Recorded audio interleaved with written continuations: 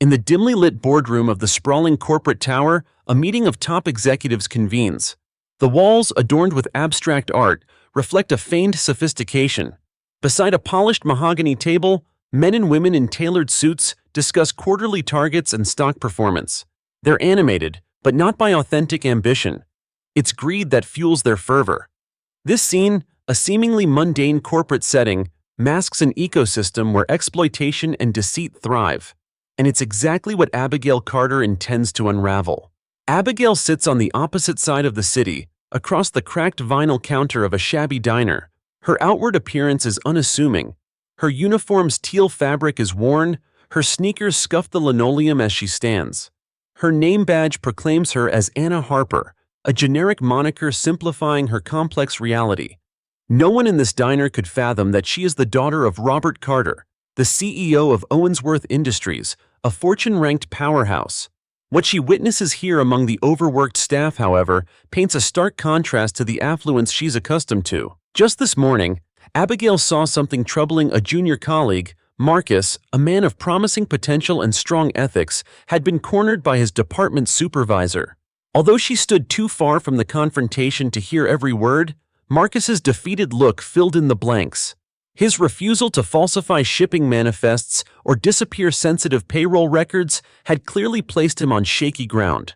She noticed the subtle jab, the way the supervisor whispered something before smirking and walking off, leaving Marcus visibly shaken. Marcus was neither the first nor the last to face such moral dilemmas, but the rawness of that encounter sat heavy with her. The very building Marcus works in once bore the Carter family name. Back when she thought it was symbolic of integrity, her motivations aren't born from some sense of rebellion against her father's wealth. No, this is bigger than familial discontent. Robert Carter isn't merely a figurehead. He's the throne-bearer of a system built on exploitation, and Abigail can no longer reconcile herself with its architecture.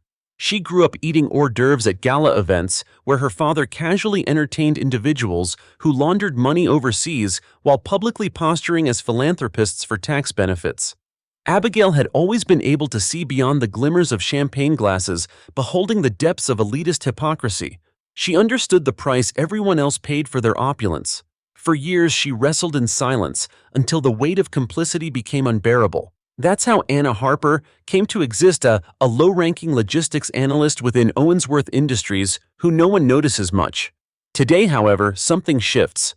The evidence she's been amassing doesn't just scratch the surface, it drills deep into the foundation of everyday operations. Forged signatures on working permits for barely audible workers in assembly lines somewhere overseas. A hidden account routing company, funds into political lobbying campaigns. Entire shipment lines marked damage that never existed, sinking money like ghost ships. Abigail's laptop contains it all, neatly encrypted in folders disguised as licensing agreements. But the starkest moment of the day approaches when Abigail's boss, Carla Akermann, unexpectedly steps into their shared workspace. Carla, a mid-level manager, epitomizes every rotten cog that allows such monolithic corruption to persist while ensuring her hands seem clean. Anna, Carla says with a forced politeness that only compounds the tension in the room, I need those quarterly freight reports by tomorrow morning. Tightening schedules upstairs, you understand. It's only after Carla departs briskly, leaving only the fragrance of lavender perfume in her wake, that Abigail notices the faint red markings etched into some paperwork, a subtle hint at something illicit. And then there's Marcus again. As the hum of machinery vibrates faintly in the background, she steals glances at him from her corner. His eyes dart nervously too, but not towards her. He's typing furiously, glancing at an email on his screen before he leans back, visibly unsettled. For a moment, she debates whether to approach him. The risk isn't calculated yet, but instinct prods her forward. How's it going? She asks casually, masking her deep ulterior intent under a smile. Marcus hesitates, blinking at her as though weighing how much he should trust a stranger in the office's microcosm of distrust. It's fine, he responds tersely, snapping his laptop shut with subtle aggression. But just before he does, Abigail catches a glimpse of the subject line from the email. Urgent compliance violation. The gravity grows denser. Someone else inside the fortress of Owensworth is awake to what is happening, the weighty gears of misconduct grinding away at the company's core. Marcus, however, doesn't disclose anything further, so Abigail retreats, tucking her newfound anomaly into the ornate puzzle she's piecing together. As she leaves work, clipboard in hand for appearances, she doesn't anticipate her evening ahead to be peaceful. And it isn't. The distinctive blare of a car's horn startles her near the crosswalk outside the company building. A black sedan screeches briefly, its brake lights glowing ominously before peeling forward. Abigail freezes in her place, her heart hammering against her ribs. From its tinted windows and aggressive maneuvering, the message rings loud and clear: it wasn't a near-miss accident. In the dim glow of her dimly lit apartment, Abigail, still cloaked as Anna Harper, paces with restless energy. The subtle creak of the wooden floor beneath her sneakers is drowned out by the quiet hum of her laptop on the kitchen counter. She feels the weight of today's events pressing on her shoulders. Marcus's evasive response, the suspicious marking on Carla's paperwork, and the unsettling black sedan that seemed to deliver a silent warning. Every detail swims in her mind like puzzle pieces desperate to connect. She clicks through her encrypted folders, revisiting the evidence she's spent weeks gathering. Each file represents a different tendril of corruption snaking through Owensworth Industries, a company her father controls, but whose intricacies he likely won't acknowledge or perhaps chooses to ignore. Abigail knows she's far from grinding the entire machine to a halt yet, but tonight her determination feels unshakable. Yet Marcus gnaws at her thoughts, the email heading she glimpsed playing over and over in her mind. Urgent compliance violation. He knows something, perhaps even more than she does. While she sees herself as an outsider trying to expose the rot within, Marcus is a cog already at risk of being crushed under it. Without him, however, she might miss a critical thread. There's no denying it, she'll need his help, though convincing him will be another challenge. The sleepless night crawls into early morning. Abigail's phone buzzes on the counter. It's a text message from her mother, Carla Carter, who remains oblivious to her daughter's double life and distant for other reasons. Dinner this weekend? Or are you busy as usual? Abigail ignores the message, knowing that reconciling with her over-polished, charity-obsessed mother is a bridge she isn't ready to cross. Instead, she types out a quick search query into a private browser, reporting corporate fraud anonymously. The options are underwhelming: hotlines, online forums, and advice buried in walls of legal jargon. She needs something sharper. At work the following day, the air is thick with unspoken tension.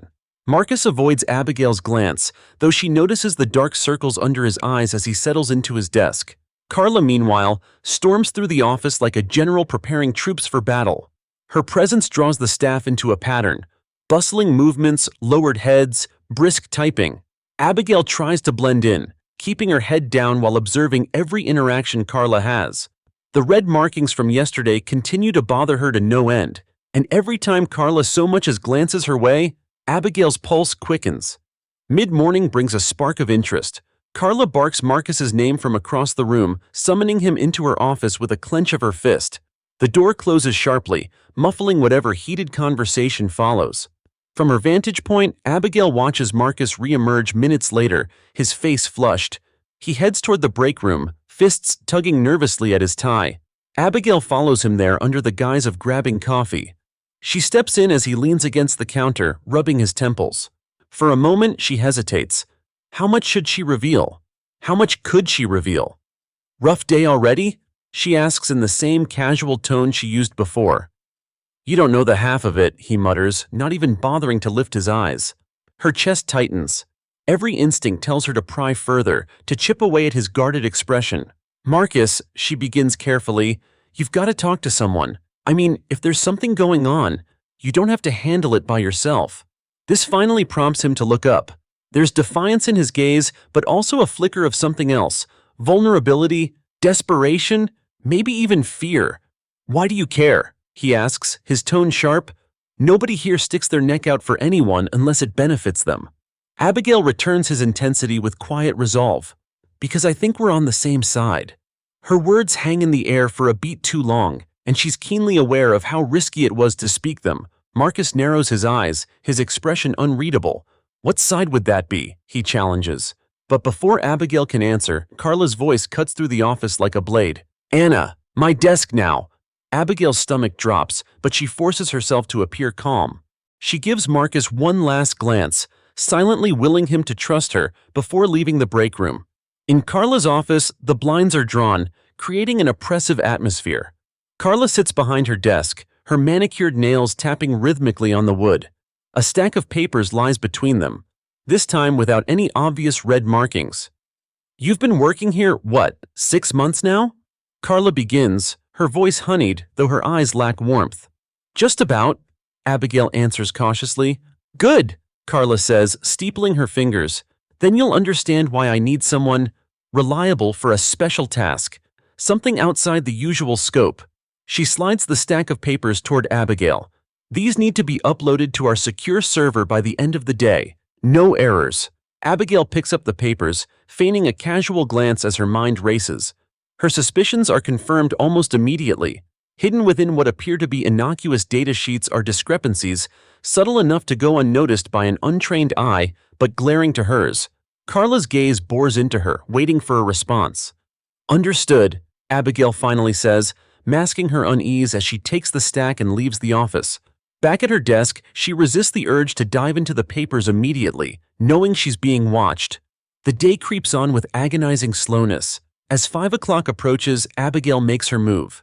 She slips into the server room under the pretense of completing Carla's task, but instead of simply uploading the files, she scans them into her encrypted drive first. Her heart pounds as the minutes tick by, the hum of the server rack serving as her only companion. Outside, a shadow passes the sliver of light beneath the door. Abigail freezes. The handle jiggles. And then, a voice. "Miss Harper, let's have a word." The fluorescent lights hum quietly in the airtight silence of the server room. Abigail Carter, still obscured under her alias Anna Harper, holds her breath. The jiggling door handle has frozen in place, but the shadow outside trembles faintly, lingering as if whoever is on the other side is weighing their next move. She knows she doesn't have much time to act or escape. Her fingers fumble on her laptop keyboard, hurriedly encrypting the files she's copied from Carla's stack. Each second feels like a lifetime, the air thick with the weight of her decision. "Miss Harper," the voice repeats, calm but razor-sharp now. It's the kind of tone designed to provoke dread. She recognizes it immediately. Carla Akermann. Of course, it had to be Carla, whose polished facade veils her ruthlessness. Abigail's thumb hovers over the Enter key, initiating the lock on her files, and she exhales quietly as the final line of code confirms her efforts. Flashing her screen dark, she shoves her laptop into her bag and steps away from the monitor. Every move is deliberate, every instinct screaming at her to leave no trace. The room's faint mechanical hum becomes deafening in her heightened awareness. The door clicks open a moment later, revealing Carla's imposing figure silhouetted against the harsh fluorescent glow of the main office beyond. Her lips press into a thin line, studying Abigail like a predator circling prey. "What exactly are you doing?" Carla's clipped words are more accusation than inquiry. Her gaze sweeps over the desk clutter, then lands squarely on Abigail, searching for any sign of guilt. Abigail steadies herself, forcing her features into practiced neutrality. "Uploading those files per your instructions," she answers evenly, gesturing to the screen still showing a benign progress bar. The hard facade of indifference conceals her thundering heartbeat. Carla's eyes narrow, clearly unsatisfied. She steps further into the room, her heels clicking against the tile floor. "You're taking an awfully long time for something so straightforward," she remarks, the slightest edge of suspicion curling her voice. Abigail shrugs as casually as she can manage. "The server was running slow. Thought I might as well stay here to make sure it goes through smoothly. Wouldn't want any errors." The explanation earns her a brief silence. Carla's icy presence lingers, but eventually she nods, her body betraying no indication of whether she believes the excuse. With calculated precision, she turns on her heel, tossing a final warning over her shoulder. "Get it done before quitting time, and remember, Harper attention to detail is what separates the competent from the dispensable." The door swings shut, and Abigail's legs nearly give out in the sudden absence of tension. She exhales sharply, bracing herself against the desk. Carla's words replay in her mind, a thinly veiled reminder of how expendable she is in this twisted hierarchy. Later, as she walks out of the building into the encroaching dusk, Abigail becomes hyper-aware of every flicker of light, every parked car, every glance from strangers passing by. The haunting memory of the black sedan from the previous night remains fresh, its silent threat resurfacing every time she feels exposed. Following protocol she's set for herself, she takes an indirect route home, weaving through crowded streets and catching multiple buses. Only when she's certain no one is trailing her does she allow herself to relax, but only slightly. Back in her small, dim apartment, she doesn't bother switching on the lights. Instead, she scans the room as the familiar shadows greet her. Unlocking her laptop, she immediately pulls up the files from earlier. Her earlier dread now replaced by determination. She sifts through the disguised data sheets Carla gave her, meticulously unraveling their layers like archaeological secrets. And then she finds it, the confirmation she needs. The discrepancies buried beneath the surface speak volumes. What appears to be discrepancies in freight numbers cleverly masks outrageous sums of money funneled elsewhere. The destination fields have been overwritten subtly, redirecting funds into untraceable accounts with alphanumeric designations. This is no small breach of corporate ethics. This is premeditated, sophisticated corruption. Her grim satisfaction is short-lived, however. A vibration shakes the corner of her desk, catching her off guard. It's her burner phone. Anxiety spikes as she picks it up. Only one other person has this number. "It's me," Marcus's voice crackles through the line, heavy and fatigued. "Marcus," she says, her relief laced with caution. "Why are you calling this number? Is something wrong?" There's a pause on the other end, long enough to make her heart race. When he finally speaks, his voice is laced with frustration and resignation. "It's worse than I thought. Carla's onto something she thinks involves me. But that's not why I'm calling." "What is it?" Abigail presses, clutching the phone tighter.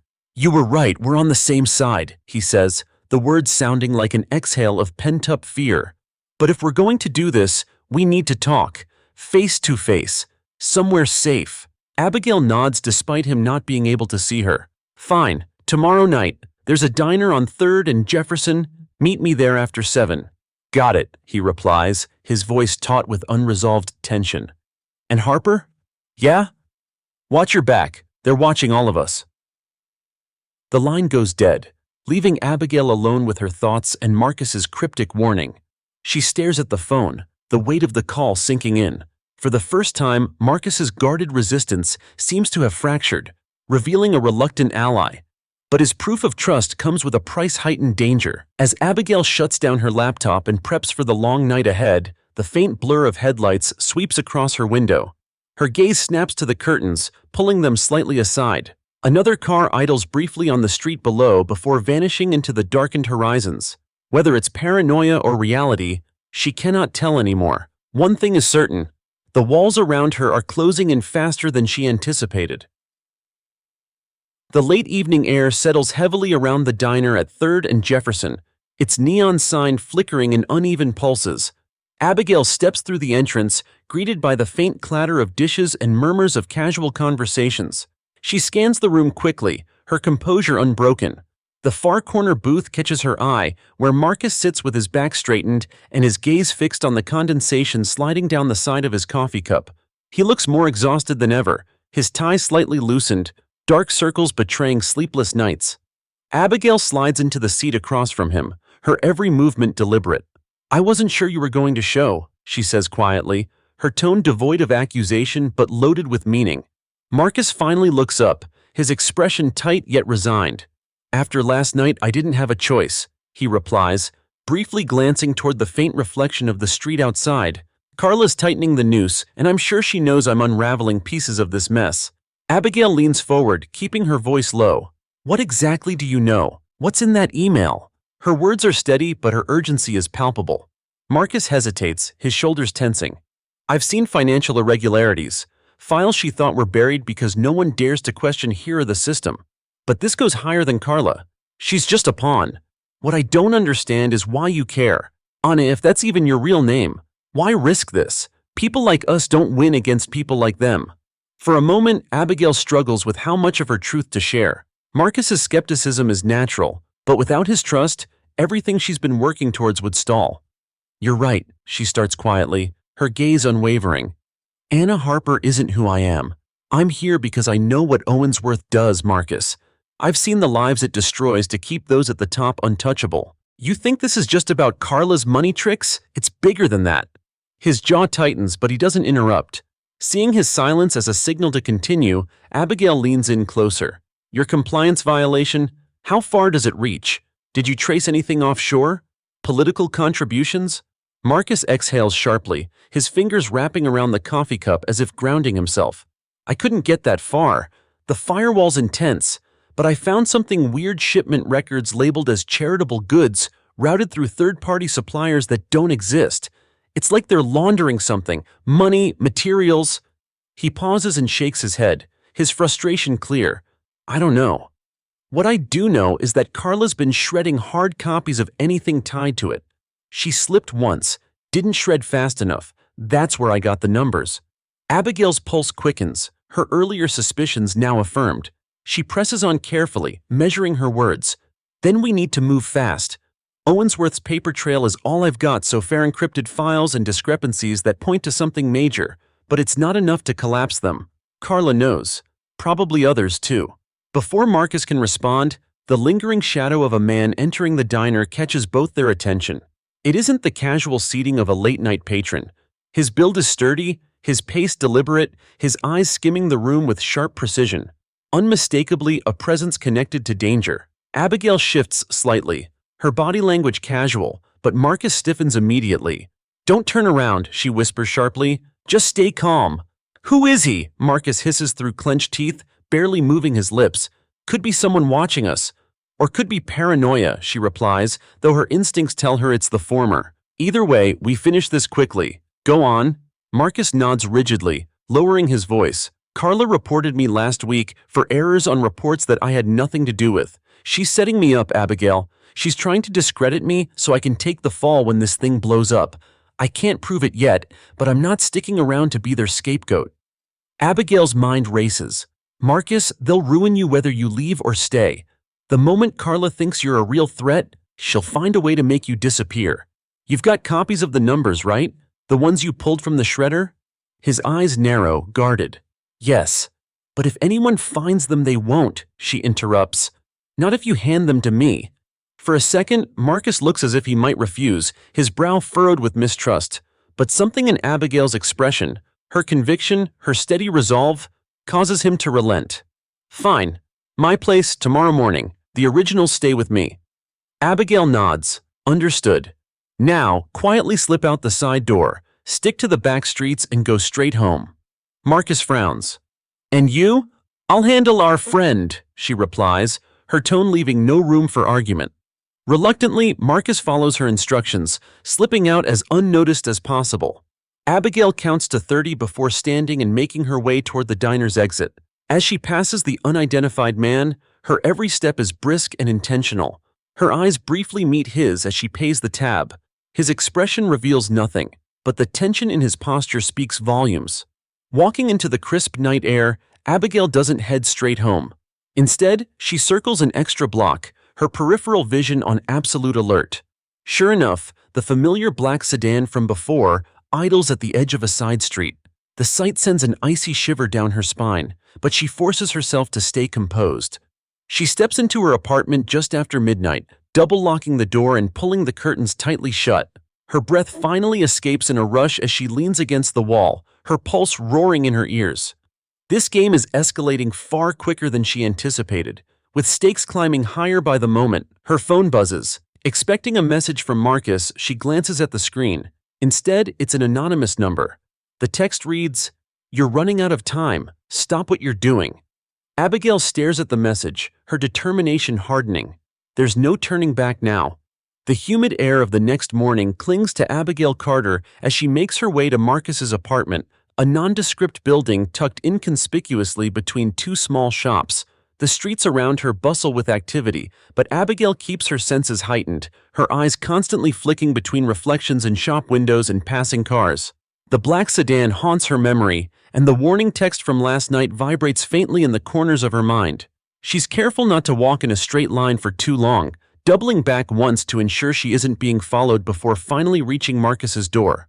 The building is modest but not run down, functional rather than flashy. Abigail climbs the stairs to the third floor, each squeak of the aging wood underfoot echoing in the narrow stairwell. She pauses at his door, 3B, its peeling numbers only enhancing the sense of vulnerability to which Marcus might be subject.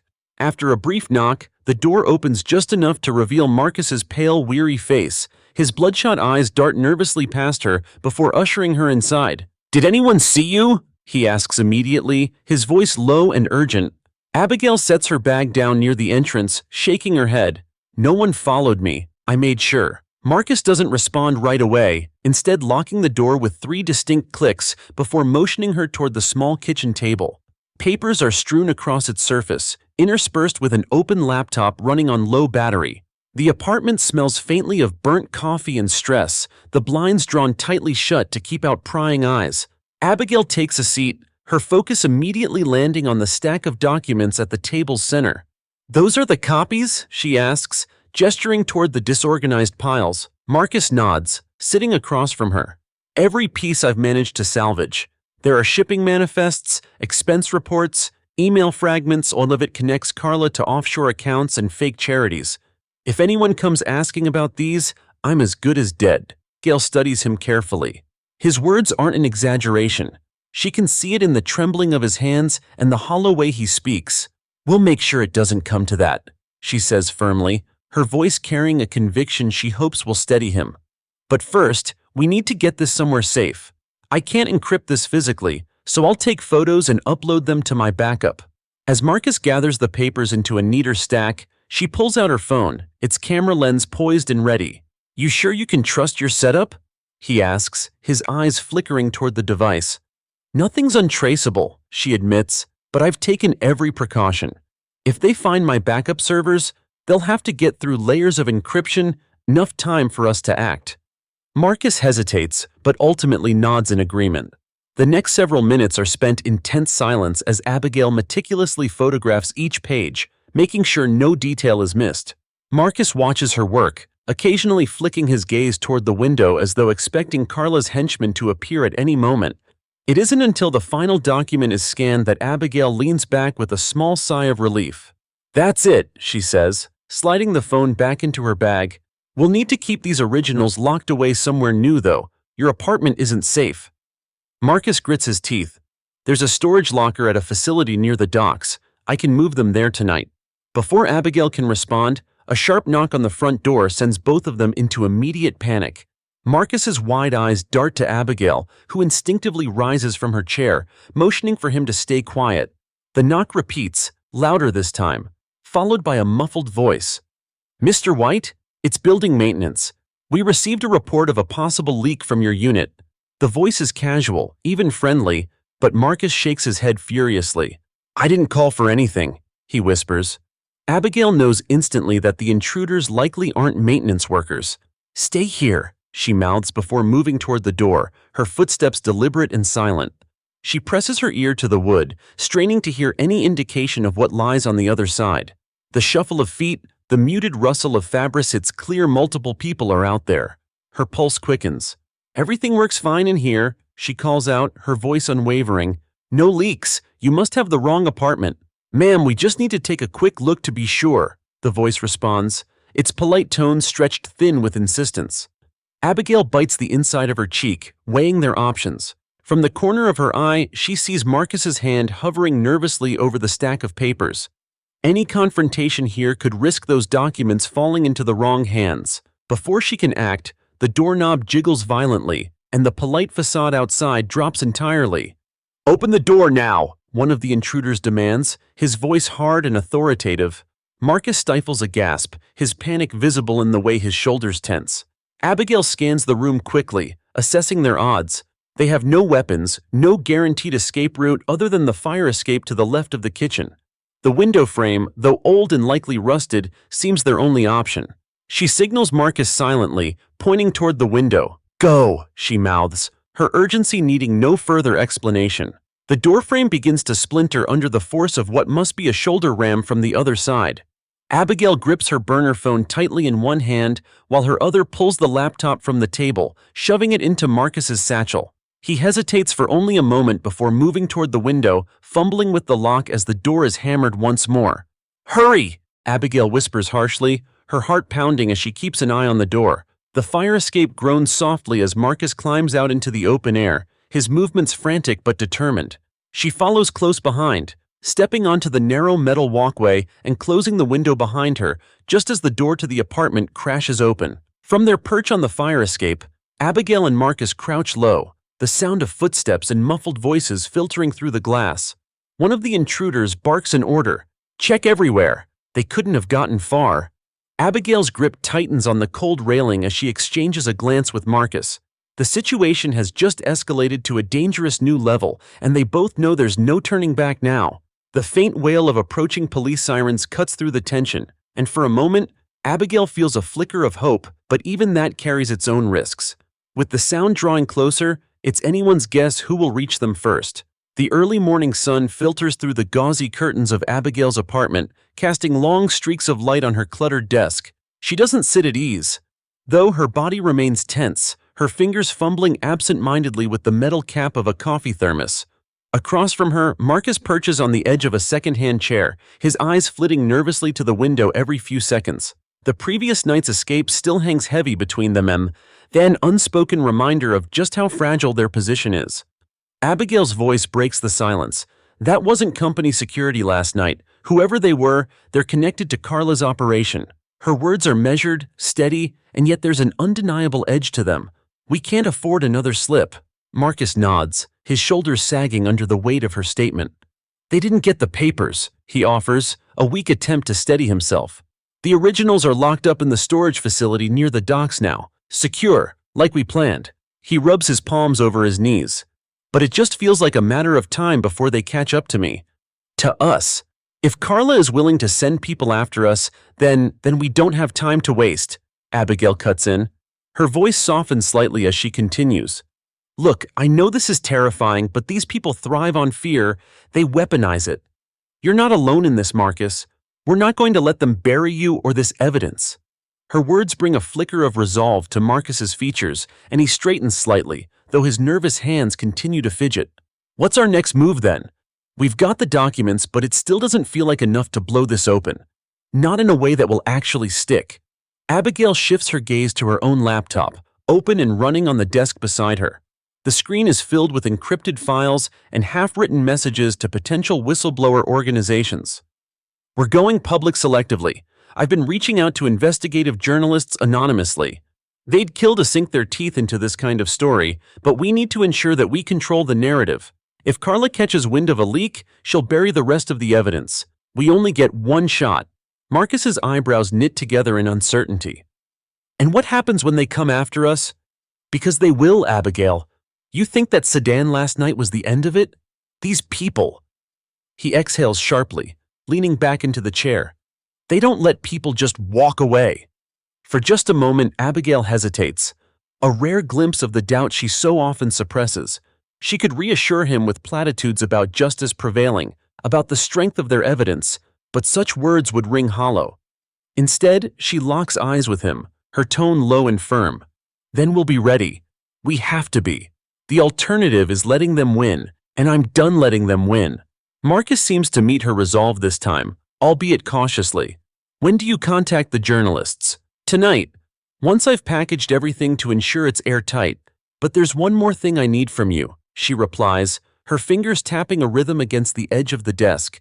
The shipping logs you mentioned, the ones labeled as charitable goods. Did you see how far back the records go? If we can establish a pattern over years, not just months, it's going to make it impossible for them to pass this off as some rogue mistake. Marcus visibly stiffens, his breathing quickening. They date back years, he says, his voice barely above a whisper. I thought about accessing the older servers to pull more, but Owensworth's internal monitoring system. If I got flagged. He trails off, the implication leaving a somber weight in the room. Which is why we do it differently, Abigail interjects. We're not going to sit at our desks and let them catch us with a digital footprint. But the hard drives that store backups for older records, they have to be housed somewhere in the building. If we can gain access, we'll… You can't be serious, Marcus interrupts, his eyebrows shooting up. Do you know what you're suggesting? If we go rooting around in the secure archives and they catch us there. They won't, Abigail says sharply, her tone brooking no argument. We can find excuses to be in the building after hours. I've already got one. Carla asked me last week to assist with quarterly auditing for the West Coast Division. There's paperwork she forgot to retrieve on her own. Marcus blinks at her, his disbelief mingling with an unwilling admiration. You've already thought all of this through, haven't you? I think ahead. she replies with a faint, humorless smile. It's how I've stayed alive this long. The conversation is interrupted by a knock on the door. Not loud but abrupt, and far too soon after their harrowing escape last night for it to feel benign.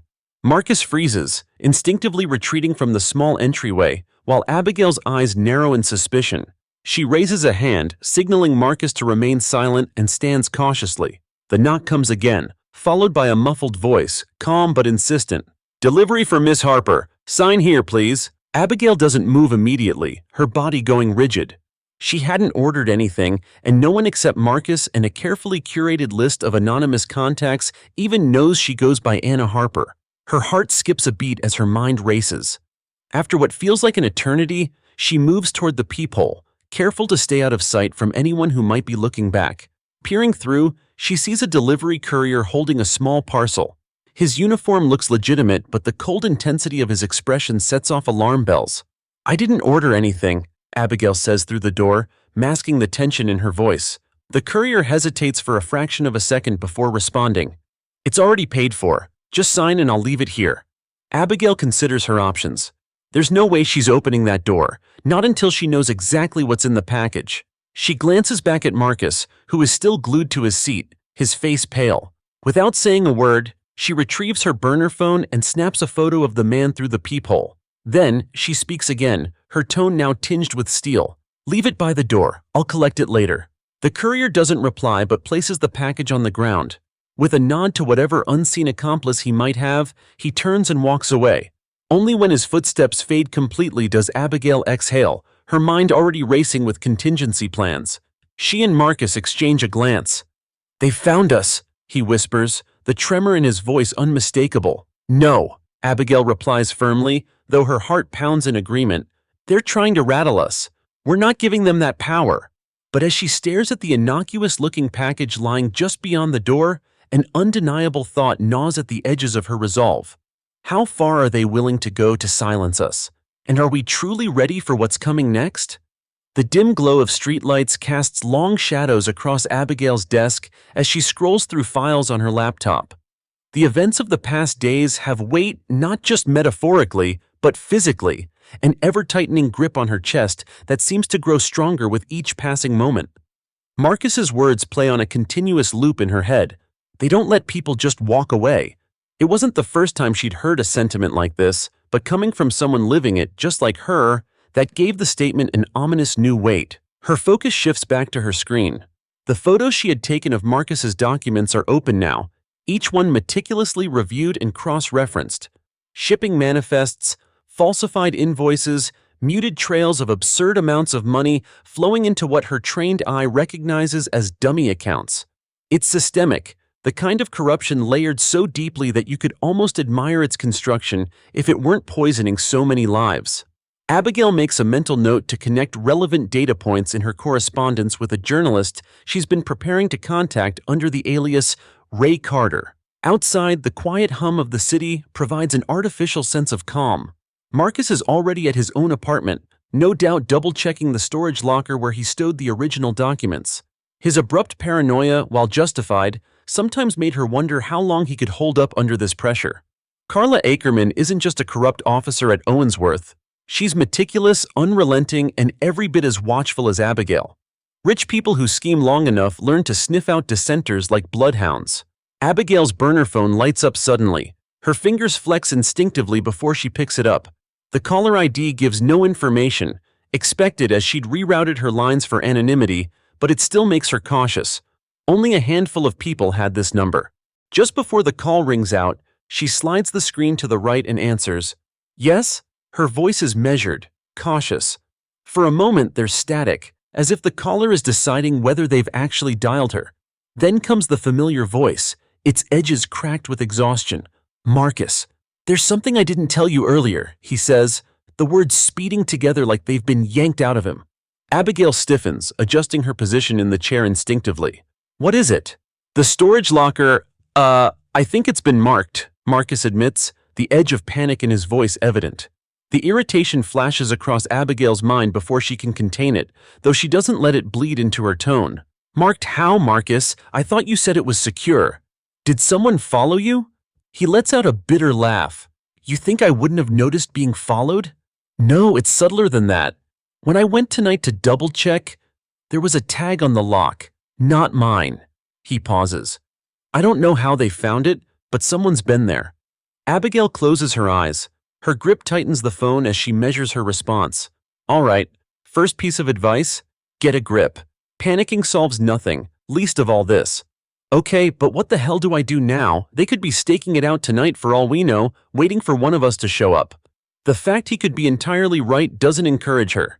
She exhales sharply. You're not going back there, that's for sure. We'll stick to the scans for now. She pauses, her mind racing through alternatives.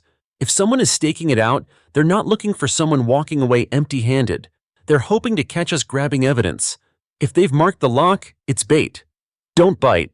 Marcus hesitates on the line before murmuring, fine. But if they have any piece of information, Abigail counters quickly. If they had something, they'd have acted already. Keep calm, stick with the plan. Let me handle this. A shuffle of feet, the faintest exhale. Marcus speaks one last time. You trust that journalist? I trust no one. I trust evidence. She answers simply before ending the call. Her heartbeat leveled slightly as she stared at the glare casting her screen. The fact Marcus stumbled now rattled him. Wouldn't be the downfall only if, too, he acted prematurely. She needed absolute resolve handling multi-layer chess round Carla. Corporation system players like Chip Stakesguard, Esther level several terminal farce truth hacking, decisive strategicives number shifted, part clears. Inject subtly tones, deftly cliff doorway hangs escapes tension, hauling own relish exposes bolt door. Interrupt tentative powerful off-screen, wrong preceditive clear word set distort twist, gating epilogue, answer divide, subtle reiter print, unlogs recurring sharp dark vent, Fletcher nearing stakes, hover shadows unmistakably louder. The atmosphere within Owenworth Industries headquarters had shifted palpably since Abigail's and Marcus's last harrowing interaction. New facial expressions lingered on employees' faces, and whispers curiously darted between cubicles. It was as if a storm's precursor had enveloped the building, a tension born not just by the usual burden of corporate targets, but something darker, more sinister looming beneath the surface. Abigail, meticulously attuned to her environment, could feel it in every monotone click of keyboards, every downcast glance toward her corner of the department. In her guise as Anna Harper, she kept her head low and her vigilance high. From her workstation, Abigail mentally readied herself for the daring task ahead, and though she had taken precautions, she couldn't be entirely sure if Carla or someone else within the corporate hierarchy had begun to narrow their sights on her. The day moved at a pace designed to drag her nerve endings raw. Carla Akermann swept through the office like she owned the oxygen everyone breathed, brutally efficient in how she dictated demands. They were always delivered with a smile that froze something within every recipient. An hour before lunch, Carla passed Abigail and didn't even spare her a glance, a deviation from her typical needling micromanagement. If Abigail wasn't mistaken, Carla seemed unnervingly preoccupied, which added a new layer of unease to her calculations. Still, Abigail needed certainty before proceeding further. Any misstep now could prove fatal. She spent the better part of the afternoon reviewing meeting schedules and interoffice communications posted in semi-public resource folders. Her excuse for this deep dive was innocuous, verifying task allocations reflected in supervisors' weekly shared reports. But covertly, Abigail's goal was to confirm access points to the server room areas where older hard drives, likely those Marcus had flagged, were archived. If her guess was correct, backup records tied to charitable goods shipments could still be stored locally due to their significance across fiscal years. An email ping broke her train of focus. It was from Carla, succinct and yet weighed with a gravity greater than any string of mundane instructions perhaps deserved. Anna, need you in the East Wing's procurement annex by 3:15 p.m. Audit follow-ups are waiting. The annex, Abigail registered internally, was directly adjacent to Owensworth's secure archive vaults. For a split second, she wondered if this audit follow-up was some veiled test of her behavior. Had Carla detected something? Or worse, had someone inserted themselves into the delicate chessboard Abigail had so carefully navigated thus far? Shaking her hesitations, she recognized a potential opportunity even within this covert summoning. 4:45 p.m. Arrived, and Abigail was already prepared. Dressed in her unassuming office attire of a neutral jacket and modest flats, she intentionally projected the quiet competency her alias demanded. A clipboard and pen in hand, designed to camouflage whatever intentions might arise, added to her professional demeanor as she weaved toward the east wing. The corridor leading to the annex struck Abigail anew as unnervingly sterile, barren white walls framed by long stretches of lock-secured doors and the occasional faint hum of activity muffled by laminated glass panels. It wasn't just anonymity that hid corruption so well here. It was its calculated, institutionalized simplicity. Nearing the audit suite, Abigail deliberately slowed her pace, not quite searching, but deliberately observing the placement of security cameras, locked keypad panels, and staff movements. When Abigail crossed the threshold into the small office Carla used as her audit command center, the older woman's veneer of polite disdain imposed itself immediately. Carla glanced up brusquely, her sleek hairstyle pristine, her lavender-scented workspace seemingly impervious to chaos, but her eyes gave everything away. "Anna," Carla greeted, her tone flat, curt. She handed over case files spilling out of folders marked with standard QTR compliance secure stamps. "Catalog these and cross-match held invoices for missing vendor logs. It might take hours. Stay here, you won't be disturbed." The pause Carla left unspoken felt chilling, like she'd intentionally laid stones down an avenue Abigail was meant to step into blindly. Still, Abigail allowed herself to nod deferentially, setting to work immediately without protest. For several moments, Carla loomed near her space like a hawk circling its territory. Then, satisfied or, so it seemed, Carla finally exited through an adjacent office door. As Abigail subtly monitored Carla's long strides retreating through a distant hallway, she allowed her carefully hidden nerves to steady. This was it, the blind spot she had anticipated and needed. Placing 3 vendor files atop each other as a decoy stack on her desk, she subtly slid her encrypted USB from under her notebook cover. Udging remaining staff patterns visible through fragmented blind corners, Abigail quickly directed herself toward the Eastern Auxiliary. Clearly positioned keycards demanded memorized clearance from supervisors. Luckily, one detail she'd overheard from Marcus when he griped weeks ago about logistical coding and personnel. The beeping she anticipated came faint but compliant after pinpoint taps into overlaid numerical pads covering silent night-like terminals. An inch forward, access handlebars exposed cool vault air, infused stark iron humidity spaces, whispering only regulatory law nesting records. Abigail moved through the dimly lit corridors of Owensworth's East Wing like a shadow, her flat-soled shoes muffling footsteps that might otherwise echo off the sterile, polished surfaces. She carried her clipboard in one hand, the encrypted USB tucked discreetly in her pocket, and made herself appear as unassuming as possible. The clock above the adjacent staircase ticked ever closer to 3:45 p.m. Time was not on her side. She needed to move fast. The auxiliary vault she was after wasn't just locked behind standard security protocols. It was ensnared in a web of Owensworth's bureaucracy designed to discourage even the most ambitious from accessing it without proper clearance. Abigail wasn't supposed to be here, and she knew it. But the faint trail of clicks from Carla's heels fading into the distance had given her the window of opportunity she'd been anticipating.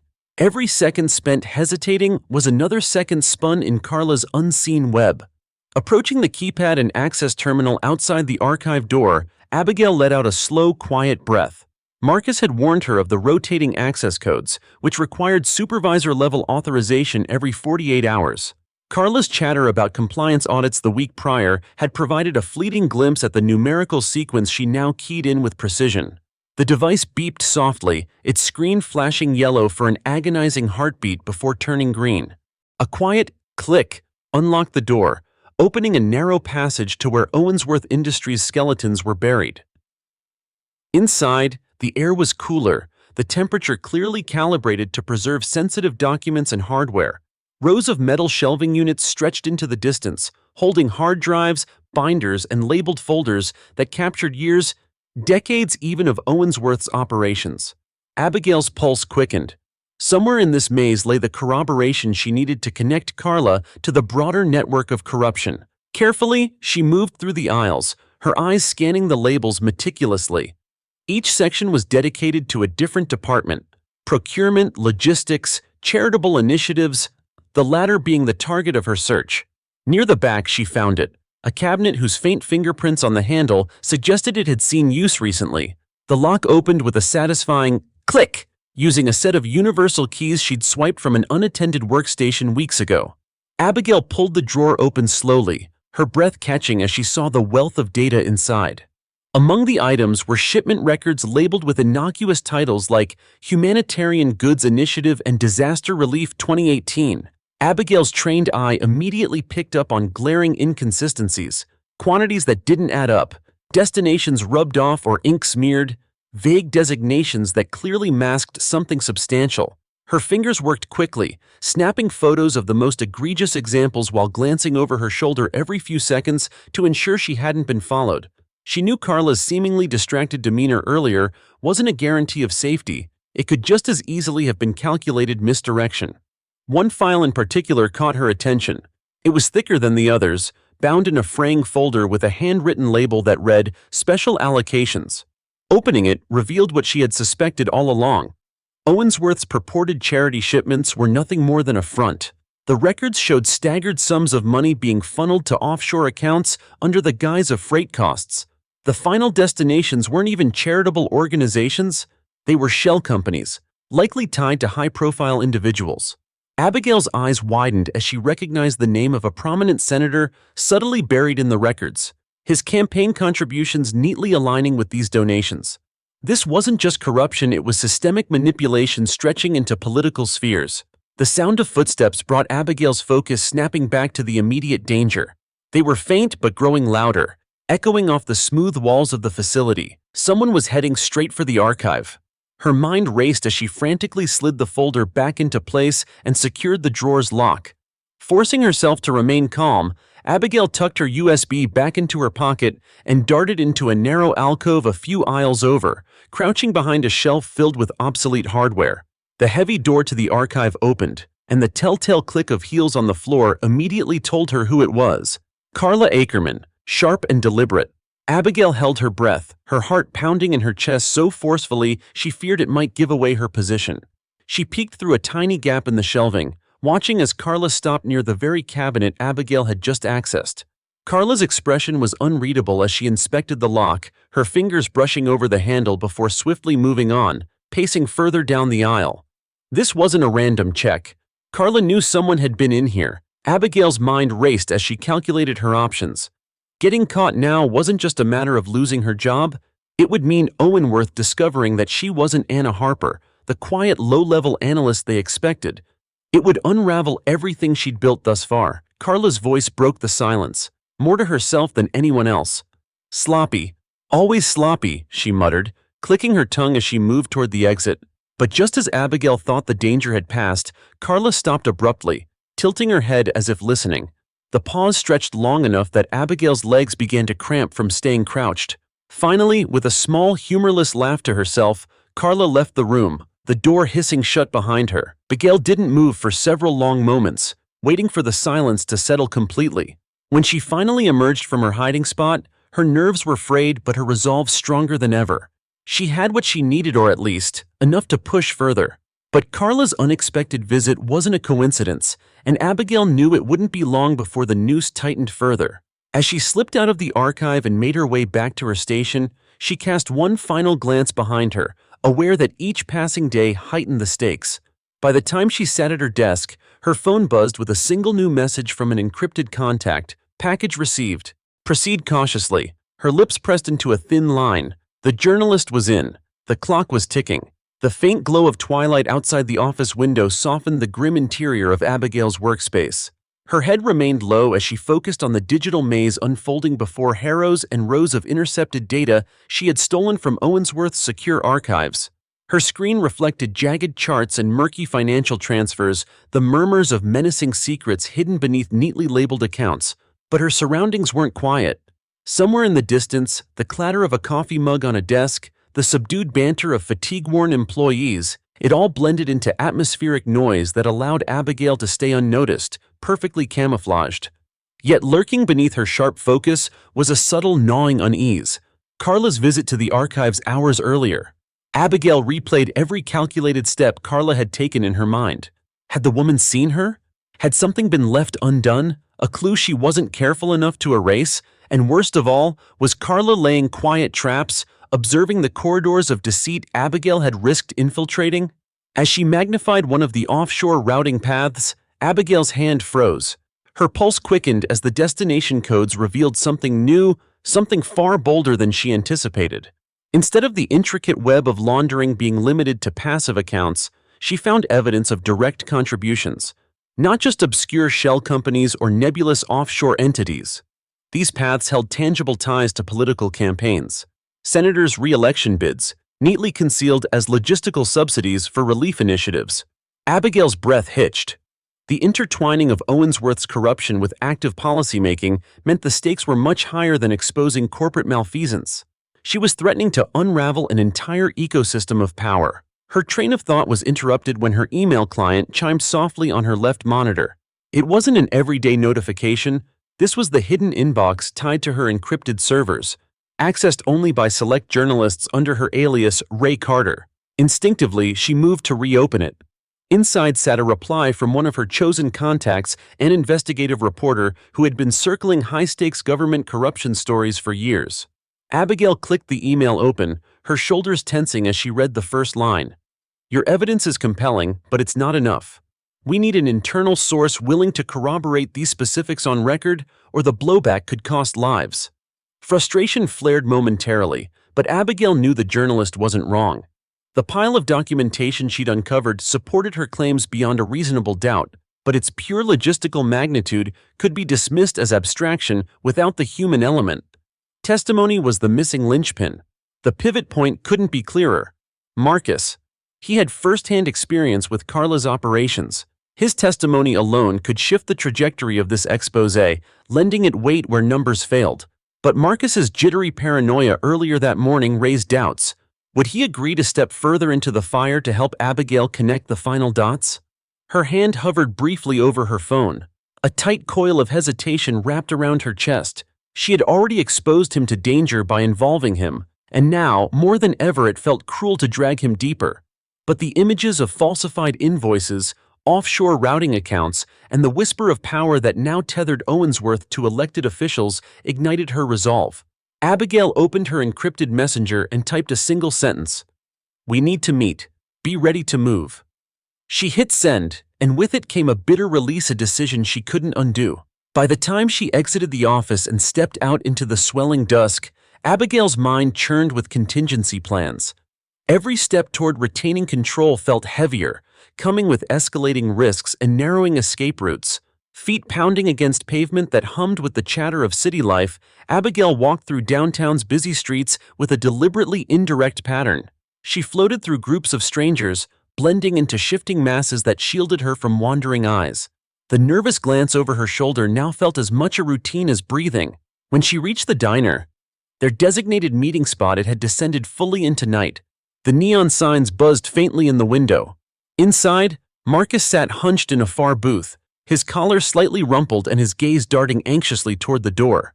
Abigail took a moment to exhale before slipping inside to join him. "Abigail." Marcus's voice carried disbelief and unease. He rarely spoke her actual name, always preferring the safety of her crafted alias. "Why couldn't this wait? After last night, after the storage locker situation, I thought the plan was to lay low." Abigail slid into the booth across from him, dropping her bag at her feet. Her voice was steady but terse. "We can't lay low anymore, Marcus, not when it's being monitored. We're already on borrowed time and the window to act is closing fast." The new weight in her tone silenced Marcus's protest. He folded his hands nervously on the table but didn't interrupt as Abigail continued. "We're out of the shallow end now. This isn't just Owensworth." In the waning hours of daylight, Abigail Carter sat perched on the edge of the dilapidated fire escape outside her apartment. The cool metal dug into the palms of her hands as she gripped the railing, her gaze scanning the street below. It was habit now, checking for the telltale shine of a black sedan in the shadows or the unnatural lilt of a loiterer too focused on a wristwatch. This paranoid ritual had become as natural to her as breathing, and tonight was no different. The hum of the city enveloped her like white noise, an ironic lullaby to mask the chaos brewing in her mind. Marcus's sudden paranoia about the marked storage locker had unsettled her, but she couldn't let it derail their momentum. The truth was, the walls were closing in, and every new piece of evidence she unearthed seemed to tighten the noose. She thumbed through her encrypted phone, scrolling past her conversation with the journalist under her alias Ray Carter. A single damning line replayed in her mind. "We need an internal source willing to corroborate." Her thoughts were interrupted by the screech of tires down the street. Abigail's body went rigid, her breath hitching. She peered cautiously through the rusted frame of the fire escape, noting the slow crawl of a dark vehicle. Its windows were tinted, its movements deliberate. Ever so slightly, it slowed near her building before accelerating again into the distance. Abigail's jaw tightened. It wasn't the first time she'd seen that car, and the deliberate pace suggested surveillance. They were watching, and they wanted her to know. Steeling herself, Abigail climbed back into her apartment. The small space felt even more claustrophobic after her time outside, but she pushed aside the unease. Her desk was cluttered with tangential notes, pinned maps of shipments, and timelines cross-referenced against campaign donations. She had edited the data down to its sharpest points for the journalist, but the larger picture of corruption within Owensworth was still splintered. It needed a cohesive thread to tie it together, and Marcus might be the key to that thread. The thought of Marcus sent a pang of frustration through her. He had handed over so much more than most would have under these circumstances, but his growing fear threatened to outweigh his resolve, and she couldn't do this alone. Abigail reached for her phone again, opening an encrypted chat with Marcus. She typed quickly, "Meet me tomorrow, 2 p.m. We need to talk about the next step. Diner on Jefferson." The reply came faster than she'd expected. "It's not safe." Her lips tightened. Since when was anything about this safe? Abigail forced herself to take a deep breath before replying, "It's safer than sitting in silence. Be there, Marcus."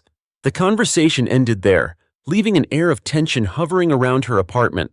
Abigail knew she was asking Marcus to take a monumental leap of faith, but she needed to act before their foes tightened their grip. Whoever had marked the storage locker clearly had access to Owensworth's upper echelons, and Carla Akermann was certainly not working alone. Time was the one luxury they did not have. The next morning brought no respite. Abigail arrived at work with her head down, making herself invisible among the other employees, shuffling in with coffee cups and weary expressions. The usual hum of keyboards and low conversation filled the open office, but Abigail's focus was razor-sharp on Carla Akermann, seated in her glass-enclosed corner office. Carla's air of calm authority grated against Abigail's nerves. The woman was a puppet master, expertly pulling strings while keeping her hands clean. But Abigail had seen enough to know the truth. Carla's hands were filthy. Around mid-morning, Marcus appeared at her desk, his face pale and drawn. He handed her a stack of innocuous files, an excuse for their proximity. Abigail kept her expression neutral as she flipped through the paperwork. "You got my message?" she murmured, her voice low enough that only he could hear. Marcus nodded, his movements stiff. "I'm not sure what else there is to talk about," he whispered. "It feels like we're already walking straight into their trap." Abigail's eyes flicked up to meet his. "You really think sitting back will save you? Carla's not just setting a trap, she's waiting for us to panic. If we lose our footing now, we lose everything." Marcus swallowed hard, his Adam's apple bobbing as he processed her words. "Fine," he muttered. "I'll be there." "Good," Abigail replied, closing the file and handing it back to him. "Now go back to your desk before someone starts asking questions." As Marcus walked away, Abigail's gaze flickered toward Carla's office. The woman was on the phone, her expression pinched, one manicured hand gesturing sharply. Abigail caught the faintest hint of a scowl crossing Carla's face before the blinds to her office were suddenly drawn shut. It was a subtle move, but Abigail knew it for what it was. Carla was fortifying her position. By the time the clock struck noon, the tension in the office was thick enough to cut with a knife. Abigail made her preparations carefully, gathering every piece of data she could securely store before slipping out under the guise of running errands. Her destination was the diner on Jeffersona neutral ground, where she hoped to put the pieces of her plan into clearer focus. But as the meeting hour approached, a gnawing feeling of dread settled in her stomach. Someone had marked the storage locker. Someone had scouted her apartment. And now, sitting in a booth by the diner's window, someone might be watching Marcus's every move. Abigail tapped her fingers against the table, her mind racing.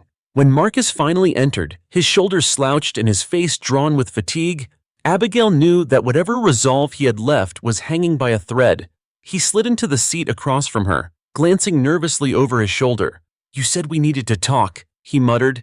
barely meeting her eyes. Before Abigail could respond, the faint rumble of an engine outside the diner caught her attention. She turned her head slightly, her stomach plummeting as she caught sight of the familiar black sedan. It idled on the curb, its rear-tinted windows obscuring the occupants inside. Her voice dropped to an urgent whisper. "Marcus, don't look, but we're not alone."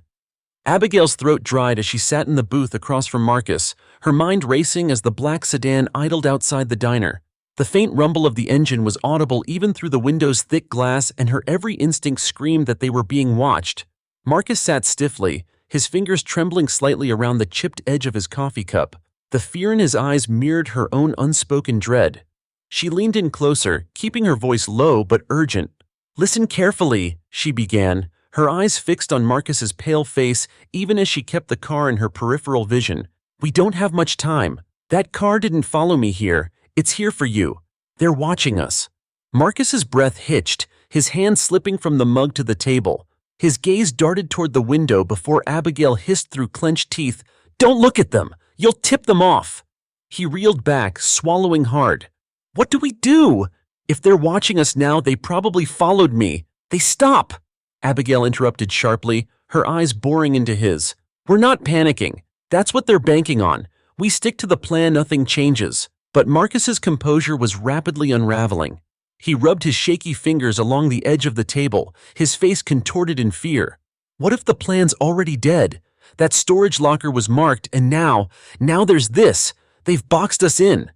Abigail's own caution warred with the growing urge to shake Marcus back into focus. She leaned forward even further, lowering her already hushed tone. "No one's boxed us in, not yet. They want you to feel that way, to break you down before you even have the chance to act. But we still have leverage. We have the documents, Marcus. We have evidence no one else has managed to expose. That's power, and we're going to use it." Marcus hesitated, his breathing shallow but gradually stabilizing under her steady gaze. For a few moments, the faint din of the diner seemed to stretch into eternity, tension vibrating between them like a live wire. Finally, he nodded, though the tension in his posture betrayed just how tenuous his agreement was. Abigail exhaled slowly, forcing herself to sound calm despite the pounding in her chest. "Good. Now, here's what we're going to do. You're going to leave first, slowly and calmly, go out the back exit. I'll cover for both of us here." Marcus's head shook instinctively. "I can't just leave you. If they're watching, you can and you will," Abigail insisted, her voice firm. "I'm not walking out of here until I know you're safe. This can't be compromised, Marcus. If they think we're acting together, it's over." Marcus's uncertainty lingered for a moment longer before he slumped slightly in his seat, resigned. Carefully, he reached for his messenger bag and slung it over his shoulder, moving with deliberate caution. He waited until Abigail gave him the smallest of nods before rising from the booth and walking toward the back exit, fighting the instinct to look over his shoulder. Abigail watched him go, her jaw clenched tight. Once he disappeared through the back door, she turned her gaze sharply toward the black sedan outside. Its occupants made no move to get out, but she knew better than to mistake their stillness for passivity. Her mind raced, weighing the odds of confrontation versus quiet evasion. Her best defense now was playing the role of an ordinary diner, patron unbothered, unremarkable. She stayed seated for several more minutes, nursing her lukewarm coffee and flipping through the tattered menu as if deciding on pie. All the while, she covertly studied the car, committing every detail to memory. The partial license plate, the subtle distortion in the rear passenger window, the faint exhaust puffing into the evening air. Finally, she signaled the waitress for her check, leaving enough cash tucked under the edge of the plate to avoid waiting for change.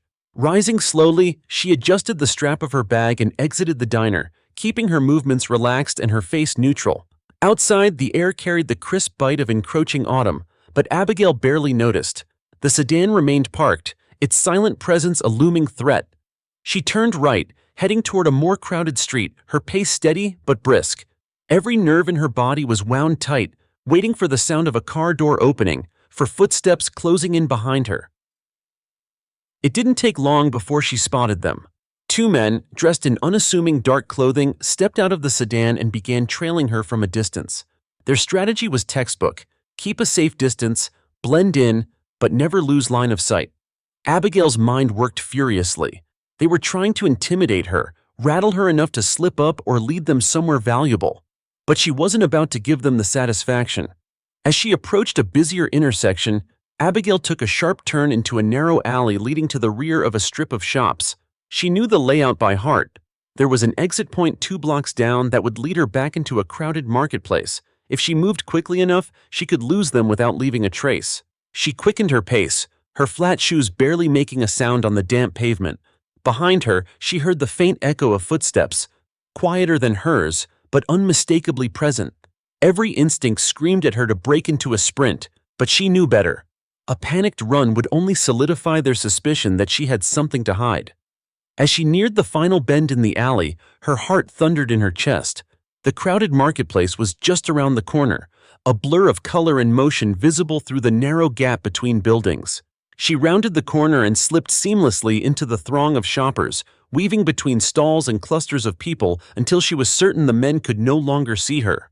Only then did she allow herself to exhale, her pulse still racing. But the relief was fleeting. If they were willing to follow her this openly, it meant they were growing bolder. The game was escalating, and Abigail knew she had little time left to make her next move. She reached into her bag and pulled out her phone, quickly typing a message to Marcus. "We've been made, lay low, I'll contact you soon." With that, she vanished into the crowd, her mind already racing with plans for what had to happen next. Abigail Carter barely had time to process the daring evasion she and Marcus had pulled off before sinking back into the shadows of survival mode. The night after their diner escape had been restless, a weaving tapestry of fragmented sleep and relentless anxiety. Every creak of the floorboards in her apartment made her pulse spike. Every car passing by felt like a harbinger of doom. Safety was now a fleeting illusion, fast replaced by the cold, bitter reality of what lay ahead. At dawn, Abigail knew she couldn't afford another day of hesitation. Clutching her burner phone, she paced the confines of her apartment, mapping out her plan as the first rays of sunlight slid through the thick curtains. Marcus's near-panicked behavior had highlighted a weakness in their operation. He was beginning to crack, and if he crumbled under the pressure, everything would fall apart. Abigail needed to shepherd him across the finish line without compromising their fragile web of resistance. The encrypted files she'd collected, that damning evidence of Owensworth Industries' systematic corruption, had been compiled, edited, and sent to the journalist under her alias. She had laid the groundwork, but without direct, actionable testimony, every second felt like a gamble. Her contact had confirmed that public exposure, a headlining story that tied Owensworth's fraudulent operations to larger systems of power, could ignite widespread upheaval. But this story needed more than anonymity. It needed a human face willing to take a stand. Marcus, uncertain, terrified Marcus, who had become an unwilling partner in exposing one of the most insidious corporate scandals she had ever encountered. Abigail tightened her grip on her phone and sent him a terse message. "Change of plans. We meet at the pier, noon. Don't be late." Her fingers hesitated as she hit send, though not because she doubted the decision. It was the weight of knowing what lay ahead for Marcus, the turmoil she could ruinously throw his way. Then, with a resolute exhale, she grabbed her jacket and headed out.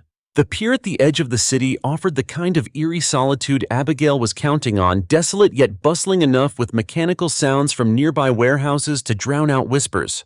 Cold air whipped across the waterfront as Abigail arrived, her eyes scanning the docks with practiced vigilance. She had timed her journey methodically, taking an obtusely winding series of bus routes to flush out any potential tails. By the time she stood beneath the looming shadows of idle shipping cranes, she was confident she hadn't been followed, or at least confident enough to proceed.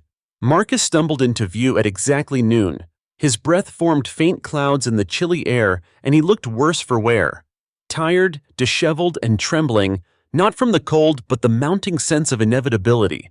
He spotted Abigail, paused for a moment, and forced himself forward. "You picked an odd place for a meeting," Marcus muttered, shoving his hands into his coat pockets.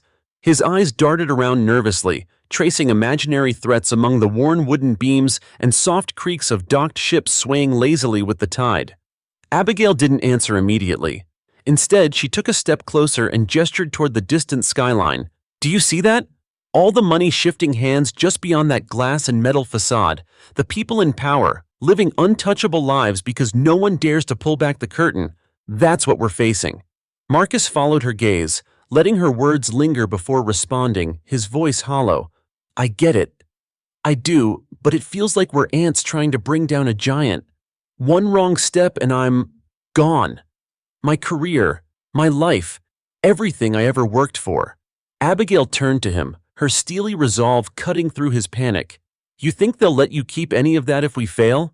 You think Carly or the others involved will sit idly by? You're already a loose end, Marcus. The moment you backed out of her schemes and started asking questions, they marked you. If you run now, you'll spend the rest of your life running. Marcus shook his head, frustration painted across his features. What are you suggesting? That I go public? Give them my name? I'll be destroyed. Abigail leaned in closer, her voice firm but with a thread of empathy. You're right. They will come for you. They'll vilify you. It'll be brutal, and there's no guarantee we'll come out of this clean. But the alternative isn't better staying quiet, letting them win. They ruin everyone else's lives for their profit. Yours will be no exception. This way, at least, we control the story. We fight back. Her words hung in the thick, briny air between them. Marcus stared at the ground, his tension visible in every muscle of his body. Abigail could see the warring forces inside him: fear, defiance, and the faintest glimmer of resolve. She didn't push him further. She knew better. The decision had to be his, or it wouldn't stick.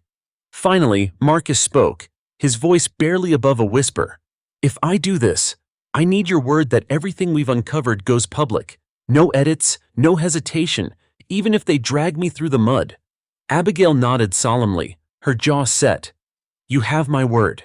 Before Marcus could say more, a faint sound caught both their ears, the screech of tires somewhere nearby. Abigail's head snapped toward the source, her expression hardening. They're here! Move! Marcus froze, his eyes wide with terror. What? Here? How? Abigail grabbed his arm, dragging him toward the pier's labyrinthine maze of shipping containers. No time for questions. Go, now. As they ducked between towering steel crates, the sound of approaching footsteps accompanied by terse voices sent adrenaline surging through Abigail's veins. The game wasn't over, it was only beginning.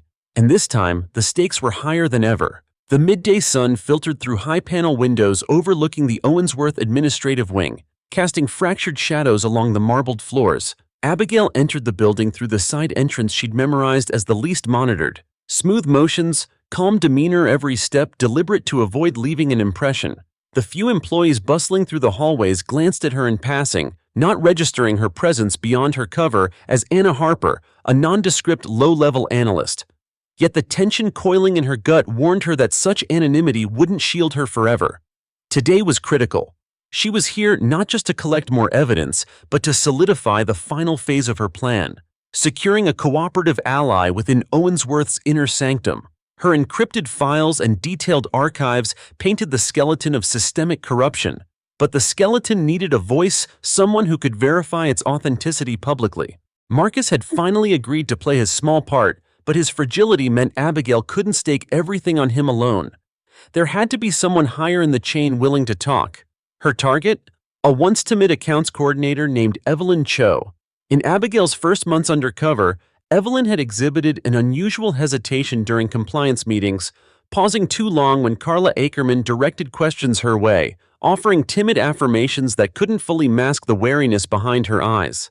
Abigail had noticed Evelyn's hands shaking during one such meeting months ago when Carla had handed out falsified financial summaries for signatures. Evelyn had hesitated, barely perceptibly, and blankly signed anyway. Evelyn had long since retreated into a shell of quiet deference at work, but it hadn't gone unnoticed by Abigail that she often left encrypted folders undisturbed on her desktop screen longer than most. Those glances into Evelyn's fluttering conscience hadn't gone forgotten. The woman might carry the burden of crucial knowledge, Abigail theorized, but extracting her cooperation required delicacy. Carla was territorial, watchful. Any misstep, even a seemingly innocuous conversation, raised risks Abigail could scarcely afford. Subordinates like Evelyn weren't oblivious to their precarious position. They were acutely aware, cornered, and weighed daily between survival instincts and moral erosion. Right now, Evelyn occupied a desk isolated in procurement's alcove, the perfect location for Abigail's cautious approach under pretense of urgent work tasks. As Abigail rounded toward the slender corridor spanning away from shared audit offices, her ears picked up faint chatter emanating from upper-tier departmental managers discussing late-stage quarterly budgeting measures. She walked past quickly. In these halls, everything rippled back to Carla's ever-present oversight. Reaching Evelyn's workspace, Abigail sharply knocked against her unclosed cubicle partition. Evelyn startled and stiffened, peering upwards from her keyboard. The instant nervous recognition flicked across Evelyn's face. "Anna?" Evelyn greeted awkwardly after buying herself hesitation. Her voice was careful, her tone betraying no trace of familiarity. "Hey, Evelyn! Hope I'm not interrupting." Abigail opened casually, leaning slightly forward. The weight behind her calm words belied her urgency. Evelyn's discomfort remained barely concealed behind her meek smile. "Oh no!" Evelyn fluttered hastily, motioning as politeness dictated to Abigail toward their secondary terminal interface. "If it's urgent imports or vendor alignments today, Carla has back-end logs synced last night by escalations." Did Carla mention specifics beforehand? Abigail didn't flinch. This robotic deflection was Evelyn folding inward, unwilling to risk judgment. Abigail countered seamlessly, her voice deliberately soft. "Actually, Carla didn't assign me today's reactive highlights. I reached out since there's routing anomalies traceable, tied mutual entries, inconsistent records, inclusion under flagged quarterly thresholds." The precision mirroring professional verbiage worked visibly. After blank puzzlement, Evelyn blinked hesitantly. "Oh, inconsistent shipment allocations, sometimes mismatch remittance, because discrepancies, index coding, submerged confusions, reporting reformats, dropped regions, quarterlies, overdrive overlaps," Evelyn stuttered repeatedly, then inhaled measured seconds. "Right, standard blind spot justification," Abigail answered flatly, but further pressed but discrepancies coding. "Lately confirmed, escalate internally. Logistics big indicators. Anomalies, central category review. Fraud overlaps, linked immunity. Linda sequence tabulations, hypercrux authorizations." Abigail nodded sharply, appending observational trace layer behavioral tagging. "Aspirational gaps." Evelyn understanding hesitation. Glimpsed. The abandoned warehouse loomed in the darkness like a monolith, its rusted metal facade peeling and groaning under the weight of time. Abigail's figure slipped through the gap in the chain-link fence, her breath puffing out in the cold night air. Every instinct told her this was a mistake, that coming to this location after the ominous message on her burner phone was akin to walking into a noose. Yet, she had no choice. The contents of the message demanded her attention, dragging her into what might be the final stretch of this unraveling conspiracy. "West Dock, midnight. Come alone if you expect to see the rest of the documents. And trust me, you want to see them." The sender was untraceable, but the implication was crystal clear. Someone knew about her findings and the risks she was taking. Worse, they knew something she didn't. It could be a trap, it almost certainly was, but it could also unravel the last strands of evidence she needed to bring Owensworth down for good. The interior of the warehouse felt cavernous, its emptiness amplifying every small noise. Abigail's footsteps echoed faintly as she moved between towering stacks of wooden crates and corroded machinery. Moonlight seeped weakly through shattered windows high above, casting fragmented beams across the dusty floor. The tension in her chest grew tighter with every step, her fingers brushing against the edge of her bag where she'd stowed her phone and a slimline recording device. She heard it first, the metallic scrape of movement near the back of the warehouse. Her body tensed, every nerve screaming a warning. It wasn't just her anymore. Someone was here, waiting. Summoning her courage, she moved deeper into the shadows, her eyes adjusting to the dimness. A figure emerged from behind a row of crates, silhouetted by faint light. "You came," the voice said, calm and cool, with an edge that felt rehearsed. The speaker stepped forward, revealing a man in his mid-40s, his sharp suit an odd contrast against the decrepit surroundings.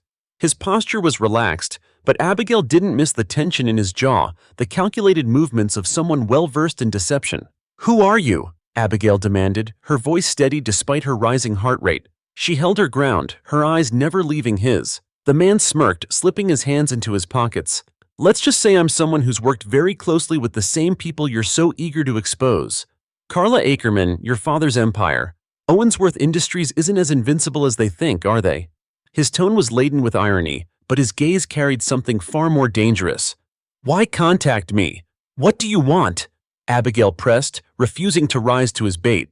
The man took a step closer, the sound of his polished shoes striking a stark contrast to the dissonant groans of the building. "What I want is irrelevant. What you want matters. You think you've gathered everything, that your little arsenal of stolen files and shaky alliances will be enough to break them. It's not. But me? I have what you need. Real leverage. Abigail's breathing shortened as her mind raced. If you have leverage, why haven't you used it? What do you gain letting them continue? The man's smirk faded, replaced by a grim seriousness. Timing, Miss Carter. Timing is everything. I don't exist by acting prematurely, and neither should you. I've waited for this opportunity as long as you've been digging around Owensworth's skeletons. Our interests align. He reached into his jacket, withdrawing a slim portfolio folder. This, he said, holding it out, is the keystone of your puzzle. Offshore bank accounts, campaign donors, trails of who benefited and how. A level of exposure no journalist, no senator, no corporate pawn can escape. Abigail eyed the folder warily, her fingers itching to grab it while her instincts told her to remain cautious. And why should I trust you? His laugh was soft but humorless. Oh, you shouldn't, but then again, you don't have a choice, do you? You've already gambled everything. Take it or leave it. After a moment's hesitation, Abigail stepped closer, her hand darting out to snatch the folder. She flipped it open, her eyes scanning the neatly organized documents inside. The signatures, the account numbers, the correspondence between Owensworth executives and powerful political players, it was damning. But could it be a trap? Could this have been manufactured to control the narrative? Before she could speak again, the man tipped his head toward the warehouse doors. Time to go. You've got company. Abigail froze, straining to hear beyond the echo of her own heartbeat, and then she heard it. Multiple footsteps, rapid and heavy, heading in her direction. She snapped the folder shut, stuffing it into her bag, her mind already spinning with plans for escape.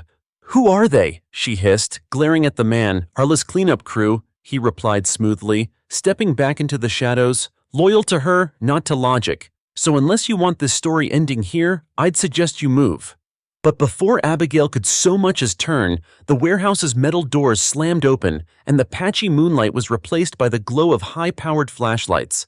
Shadows swarmed the room, men shouting orders as they fanned out, their movements precise. Abigail's grip tightened on her bag as her heartbeat roared in her ears. Somewhere behind her, the man's voice echoed faintly before vanishing altogether. Let's see how fast you can run. Her feet moved before she could think. Twisting between the crates and machinery, she ducked low, the sound of pursuit growing louder. She didn't know if she could outrun them, but she couldn't afford to stop. Not now, not when she finally had the key to bringing this entire empire crashing down. The chaos inside the frantic chase wasn't fading.